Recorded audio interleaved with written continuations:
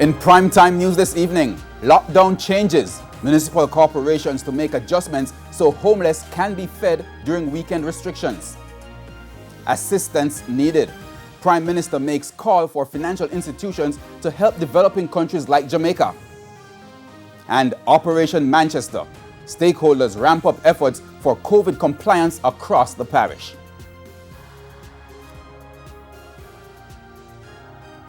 Good evening and welcome to Primetime News, live on air and also on the internet at onespotmedia.com. I'm Herman Green.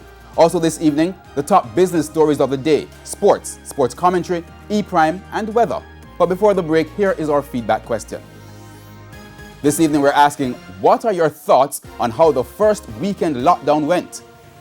Share your comments online, facebook.com/televisionjamaica and tweet at televisionjam.